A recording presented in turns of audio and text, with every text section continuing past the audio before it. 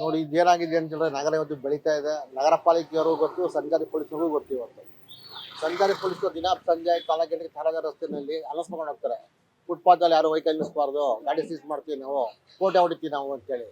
ಅದೇ ನಮ್ಮ MG ರಸ್ತೆ ಬೆಳಿಗ್ಗೆ ಸಂಜೆ ಮಾಡ್ಬೇಕಾದ್ರೆ ರೈತರ ಹತ್ರ ನಿಲ್ಲಿಸ್ತು ಅಂತ ಹೇಳಿದ್ರೆ ಅಲ್ಲಿ 26 ಕಡಿಮೆ ಮಾಡ್ತಿರೋದು ಒಪ್ಪೋಣ, ಸಂಚಾರ ತೊಂದರೆ ಆಗುತ್ತಿಲ್ಲ ಅಂತೇಳಿ. ಆದರೆ ಇವತ್ತು ದೊಡ್ಡ ದೊಡ್ಡ ಶೋರೂಮ್ನವ್ರು ಇವತ್ತು ಫುಟ್ಪಾತ್ನೇ ಒತ್ತುವರಿ ಮಾಡ್ಕೊಂಡು ಮಾಡ್ತಾರೆ. ಅದು ಕಣ್ಣು ಕಾಣ್ತಾ ಇಲ್ಲ. ಇವತ್ತು ಸಂಚಾರಿ ಪೊಲೀಸರಿಗಾಗಿರ್ಬೋದು, ನಗರ ಪಾಲಿಕೆಗಾಗಿರ್ಬೋದು, ಲೈಸೆನ್ಸ್ ಕೊಡಬೇಕು ಅಂದ್ರೆ ಯಾರು ಕೊಡ್ತಾರೆ ಲೈಸೆನ್ಸ್? ನೀವು ಅಕ್ಕಪಕ್ಕ ತೊಂದರೆ ಆಗಬಾರ್ದು, ಪರತರಿಗೆ ತೊಂದರೆ ಆಗಬಾರ್ದು, ಜನಗಳ ಹೋರಾಟಕ್ಕೆ ತೊಂದರೆ ಆಗಬಾರ್ದು ಅಂತೇಳಿ ಲೈಸೆನ್ಸ್ ಕೊಡ್ತೀರ ನೀವು. ಲೈಸೆನ್ಸ್ ಕೊಟ್ಟ ಮೇಲೆ ನಿಮ್ಮ ಜವಾಬ್ದಾರಿ ಮುಗಿತು. ನಿಮ್ಗೆ ಏನು ಬರುತ್ತೆ ದುಡ್ಡು ಸುಮ್ಮನೆ ಆಗ್ಬಿಡ್ತದೆ, ಯಾರು ಚೆಕ್ ಮಾಡೋಕ್ಕೂ ಕೂಡ ಹೋಗೋದಿಲ್ಲ.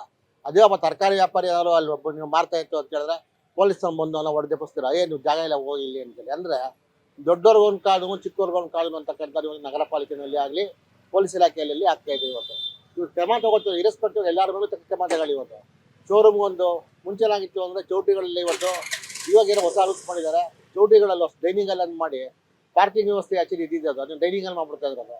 ಈ ಸಾಕು ಗಲಾಟೆಗಳಾಗಿ ಚೌಟಿಗಳೆಲ್ಲ ಊರಿನ ಹೊರಗಡೆ ಹೊರಟಾಗಿದೆ. ಇವತ್ತು ಸಿಟಿಗಳಲ್ಲಿ ಯಾರು ಇಲ್ಲ. ಅದೇ ರೀತಿ ಶೋರೂಮ್ನವರೆಗೂ ನೀವು ಇವತ್ತು ಈ ಗಾಡಿ ಏನೇ ನಿಲ್ಲಿಸ್ಕೋಬೇಕು ಅಂದ್ರೂ ಕೂಡ ಒಳ್ಳೆ ನಿಲ್ಲಿಸ್ಕೊಳ್ಳಿ. ನೀವು ಫುಟ್ಪಾತಿಗೆ ಬರಬಾರ್ದು.